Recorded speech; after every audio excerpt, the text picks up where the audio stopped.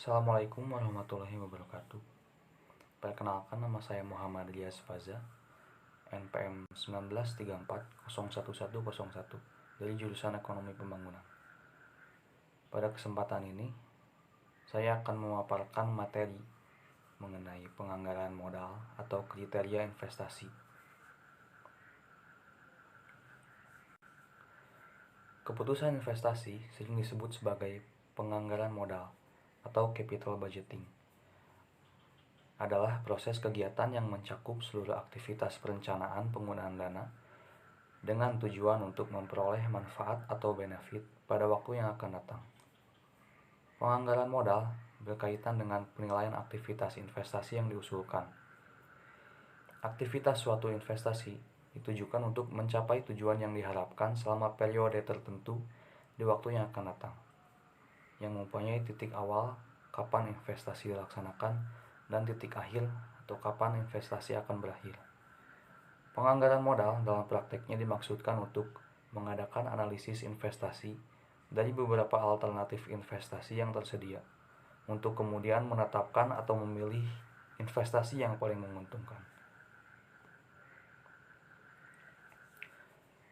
Penganggaran modal atau capital budgeting.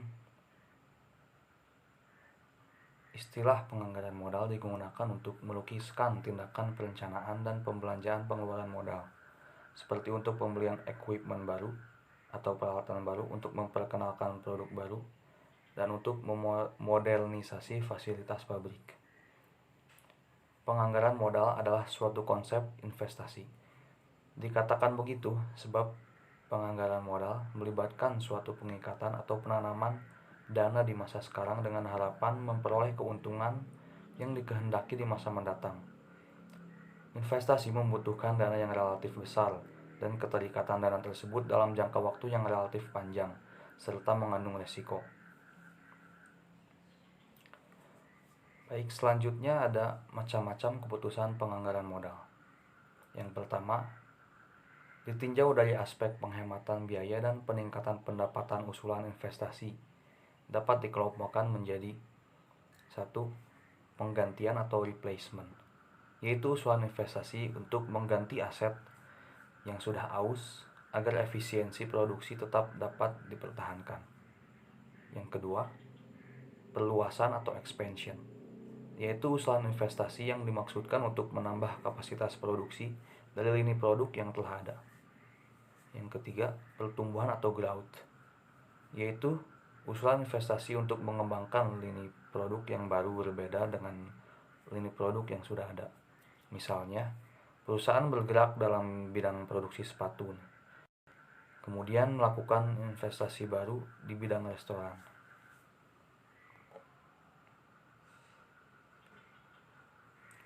Sementara itu, ditinjau dari tingkat ketergantungannya, usulan proyek investasi dapat dikelompokkan menjadi 1. Independent project, yaitu 2 atau lebih proyek yang tidak ada keterkaitan antara proyek yang satu dengan proyek yang lainnya. Misalnya investasi pada pabrik mobil dan investasi pada pabrik minuman kemasan.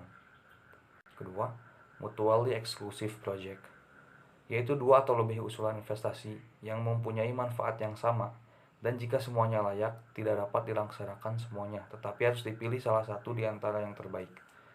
Yang ketiga, complement project, yaitu 2 atau lebih usulan investasi yang bersifat saling melengkapi. Dan yang terakhir adalah substitutes project, yaitu 2 usulan investasi yang bersifat saling menggantikan. Misalnya, produk sabun bubuk akan mengurangi permintaan sabun batangan. Pentingnya penganggaran modal. Berikut merupakan beberapa alasan mengapa penganggaran modal itu dianggap penting. Yang pertama, dana yang dikeluarkan akan terikat untuk jangka waktu panjang. Lalu, investasi dalam aktiva tetap menyangkut harapan terhadap hasil penjualan di waktu yang akan datang. Pengeluaran dana pun untuk keperluan tersebut biasanya meliputi jumlah yang besar. Kesalahan dalam pengambilan keputusan pengeluaran modal tersebut akan berakibat panjang dan sulit diperbaiki. Penganggaran modal yang efektif akan menaikkan ketepatan waktu dan kualitas dari penambahan aktiva. Lalu yang terakhir, pengeluaran modal sangatlah penting.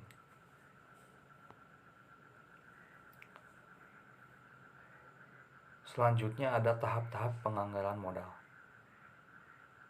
seperti berikut. Pertama, biaya proyek harus ditentukan. Yang kedua, manajemen harus memperkirakan aliran kas yang diharapkan dari proyek, termasuk nilai akhir aktiva. Yang ketiga, risiko dari aliran kas proyek harus diestimasi.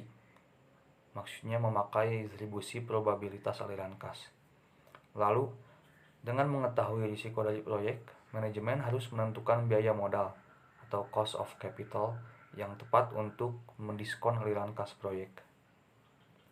Yang kelima, dengan menggunakan nilai waktu uang, aliran kas masuk yang diharapkan digunakan untuk memperkirakan nilai aktiva. Terakhir, nilai sekarang dari aliran kas yang diharapkan dibandingkan dengan biayanya.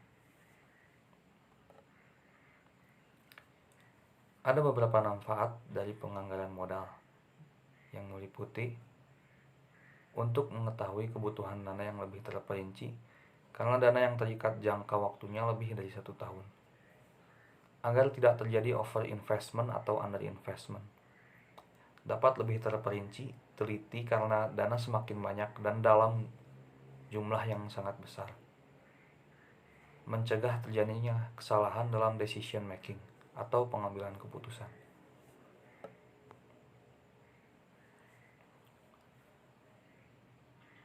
Lalu ada metode penganggaran modal. Yang pertama ada payback period. Payback period merupakan periode waktu yang menunjukkan berapa lama dana yang diinvestasikan akan kembali. Selanjutnya ada internal rate of return atau IRR. Merupakan rate discount di mana nilai present value dari cash inflow sama dengan nilai investasi awal suatu proyek. Selanjutnya, net present value atau NPV merupakan metode penilaian investasi yang menggunakan discounted cash flow, yaitu mempertimbangkan nilai waktu uang pada aliran kas yang terjadi. Lalu yang terakhir ada profitability index atau PI, merupakan rasio antara present value arus kas masuk dan arus kas keluar. Mungkin demikian yang dapat saya sampaikan. Mohon maaf bila ada kesalahan atau kata yang kurang berkenan. Terima kasih atas perhatiannya. Wabillahi taufik wal hidayah. Wassalamualaikum warahmatullahi wabarakatuh.